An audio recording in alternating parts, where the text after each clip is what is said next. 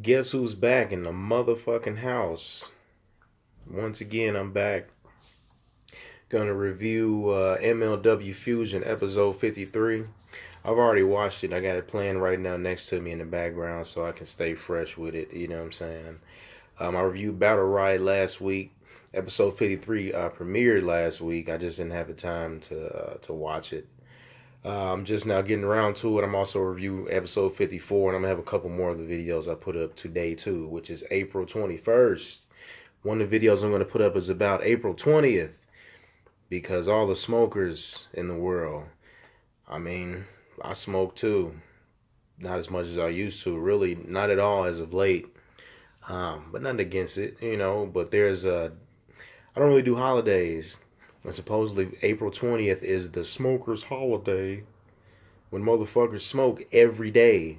I'm going to smoke more today because it's 420. Like, get the fuck out of here. You know what I'm saying? Today actually is Easter. 421 today is Easter. As I've said before, I gives no fucks. I mean, I believe in God and Jesus and all that jazz, but as far as Easter or Christmas or whatever other days got to do with Jesus, I don't really do holidays. I get the word at home when I read the Bible and read the word myself. Anyways, MLW Fusion episode 53. It was about L.A. Park, or La Parka as I know him. I'm going to look up why he's L.A. Park now. I must be missing something, but whatever. So, it's called L.A. Park Open Challenge, and that's at the end of the show. We'll get to that. The show starts off recapping the Battle Riot. Basically, a couple of the matches, eliminations and stuff like that, highlights. Last week, I forgot one guy's name. His name was Jacob Fatu. And it's Joseph Samael and, why can't I remember the last guy's name? Simon Gotch of what do you call them? Of Contra Unit. I forgot to say, I don't know if I brought up, I haven't watched the video back yet. But yeah, they tried to set three cats on fire. It was, I know one of them was Cobo Brazil, if I'm saying his name right, and two other cats. Either way, though, man, they poured gas on them and tried to burn them up, but you know the security stopped them. But anyway, they showed the highlights of all that. This show kicks off. Episode 53 kicks off with a little with the feud that's continuing between the Dynasty and the Hart Dynasty. Or the Hart Foundation. They're not the new foundation. They're not the Hart Dynasty. They are the Hart Foundation. I guess there's no copyright claims between them and Vinnie Mac over there. But anyways, in the Battle Riot, MJF, Maxwell Jacob Friedman, was going back and forth with Brian Pillman Jr. when Brian Pillman Jr. came out. Because MJF was number one in the Battle Riot. And I don't know what number Brian Pillman Jr. was because they didn't say. They didn't put the numbers up. Why? Anyways, you know, so I'm not running the promotion, so I don't know and I don't care why they didn't do it. But these two kick off with a one-on-one match. And I have to say it was a pretty damn good match. Brian Pillman Jr. won with a sneaky roll-up at the end. Throughout the match, a couple of highlights I saw was they said Brian Pillman separated his shoulder earlier last year. He's back. He has like the tape, like the tape like Cesaro used to wear and stuff. That I've never had shoulder problems. I don't know what the fuck tape can do for you, but maybe it has like magical properties. So that's probably why all these guys are wearing it, and it looks kind of cool, I guess. You know. But yeah, they locked up and we're going at it, and MJF countered a move, and Brian Pillman Jr. went shoulder first into the turnbuckle. Oh geez. His arm, his shoulder, oh my God, that means he has to get it worked on throughout the match. And it wasn't like a boring ass, like, oh, he's just going to work his arm in the whole match. He actually was doing all type of shit. He actually did MJF, I should say, did a senton on the man's arm. He stomped on the man's hand and arm. He did a, some move Jim Ross called it, Jim Cornette called it. I can't think of the name of it right now. But it basically was an arm wrench DDT type of move. Like he just grabbed his arm and dropped him. But either way though, MJF hit him with a counter. I mean, damn, Brian Pillman Jr. hit the counter and rolled him up and won. After the match, MJF went up the ramp, and that hot ass announcer chick they have, the interviewer, I have to get her name. She's pretty cute, but she came out like, "Oh, so what do you think is gonna? What do you think about what's going on now?" And he called her a bimbo, and said that was a fluke. So obviously this feud is gonna keep going on until one of these teams are done with and destroyed. But they went to the back. And the next match, I believe, was the tag team match between it was Rich Swann and what the hell is that young man's name? Why can't I think of his name? It's like Myron Reed. I'm lost today. I haven't had a day off in a while, so I'm just like all over the place. I'm freestyling doing this. But anyways, it was Myron Reed and Rich Swann versus the something I think it's like Larry I can't remember his name, and then some other guy something Yunta. The Anoa'i dude, the Samoan guy, man, he was pretty cool. According to Jim Cornette, I mean I already knew he was related to the Anoa'i family because of his last name, obviously. But according to Jim Cornette, he is the son of one of those head shrinker guys. I don't know if it's Alpha or I think it's Sika. He's the son of Sika. I think I don't know. More shit I gotta look up. But anyways, it was a good tag match. Pretty good tag match.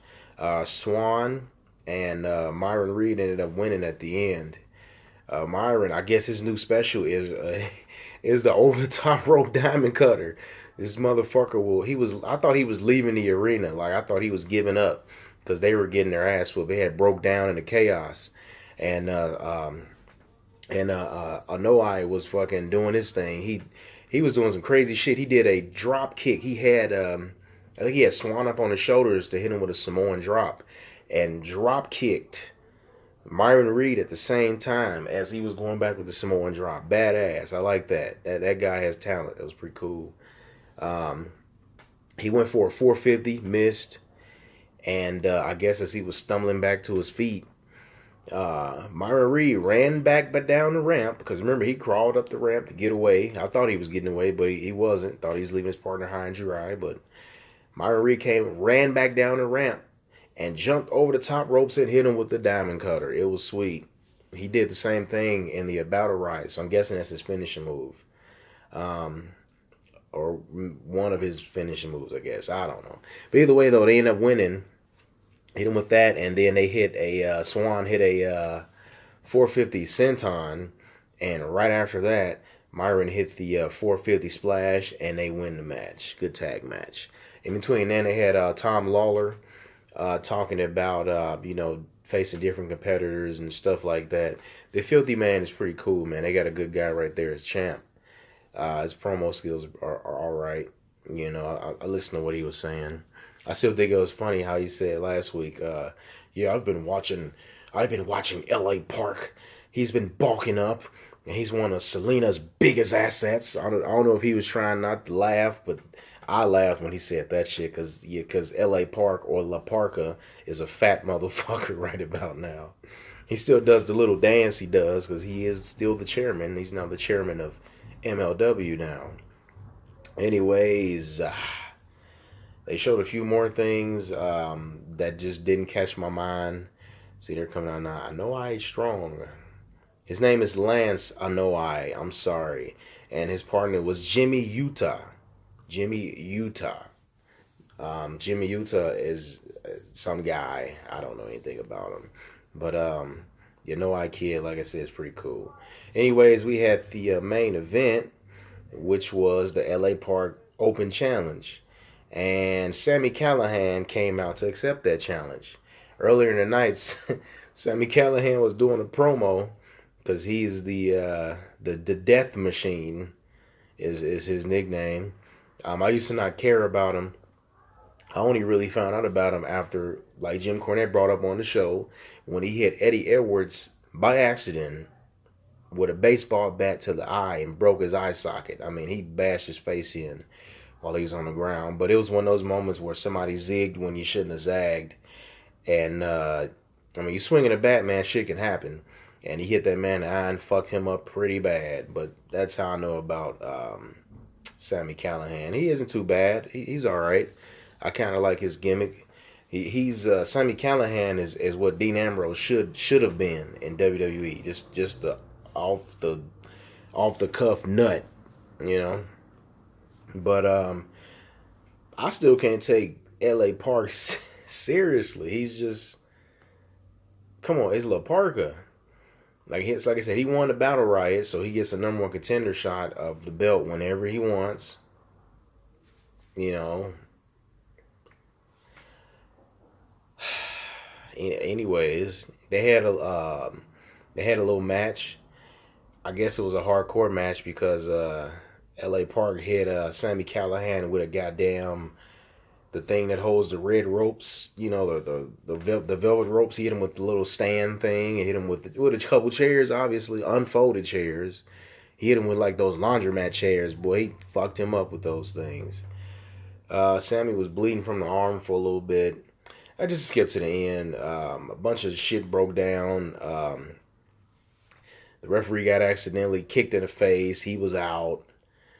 And then the rest of Selena's group, Selena De La Renta, blah, blah, blah, blah, they came out.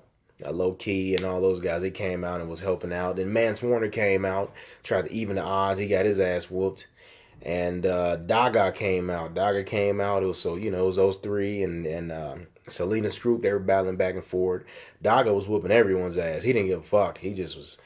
Mance Warner tried to come over and help him or try to say hi. He got a super kick to the face. And then Daga did a dive over the ropes on the pile. And, they were just going back and forth. Either way, this match was whack. I didn't really care for it. But, yeah, that's all that was on there. Selena De La Renta is fucking hot. Like, each week she's getting hotter than me. At first, when I first seen her, I was like, who's this? She's okay. She's about average. But she's pretty gorgeous.